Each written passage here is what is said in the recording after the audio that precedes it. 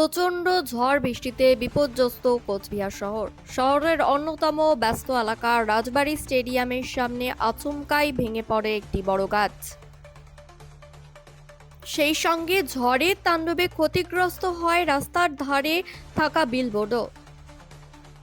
ফলে গুরুত্বপূর্ণ এই রাস্তায় সাময়িকভাবে বন্ধ হয়ে যায় যান চলাচল। সকাল থেকে চরম ভোগান্তিতে পড়েন সাধারণ মানুষ ও পথ চলতি যানবাহন চালকরা। স্থানীয় সূত্রে জানা গেছে, রাতভর চলা ঝড় ও ভারী বৃষ্টির জেরে দুর্বল হয়ে পড়ে গাছটি। এরপর ভোরের দিকে সেটি রাস্তার ওপর ভেঙে পড়ে।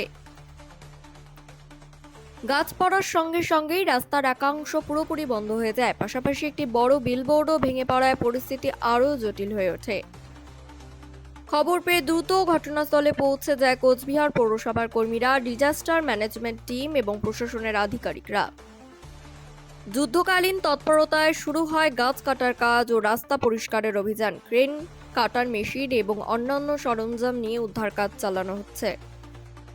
এ বিষয়ে কোচবিহার পৌরসভার চেয়ারম্যান দিলীপ সাহা জানান, ঝড়ের কারণে শহরের বিভিন্ন জায়গায় ক্ষয়ক্ষতির খবর এসেছে।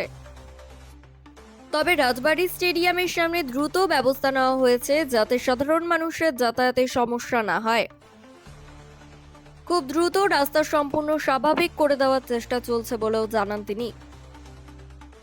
স্থানীয় বাসিন্দারাও প্রশাসনের দ্রুত পদক্ষেপকে স্বাগত জানিয়েছেন, যদিও হঠাৎ এমন ঘটনায় আতঙ্ক ছড়ায় এলাকায়।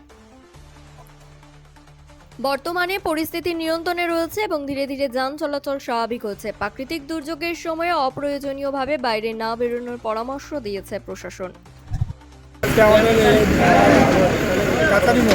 কাছারি মোড়ে একটা মানে প্রকাণ্ড একটা পাকুড় বৃক্ষ একদম গাছটা উপরে পড়ে যায় এবং গোটা রাস্তাটা বন্ধ হয়ে যায়, যান চলাচল থেকে সমস্ত বন্ধ হয়ে যায়। পরে আমরা কোচবিহার পৌরসভা ডিজাস্টার ম্যানেজমেন্ট প্রশাসনের সর্বস্তরের লোকরা এখানে এসেছেন এবং রাস্তা আমরা মোটামুটি করতে পেরেছি।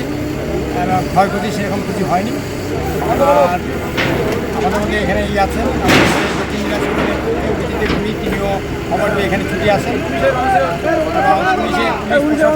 করে পুলিশ কাউন্সিলর রূপু মজুমদার তিনিও এসেছেন।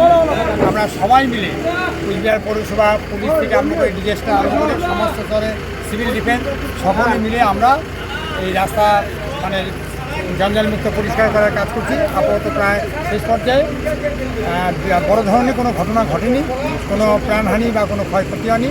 এটাই মানে মনের কাছে আমাদের মানে একটা যে বেঁচে গেছে। আরও আপডেটের জন্য আমাদের সঙ্গে থাকুন।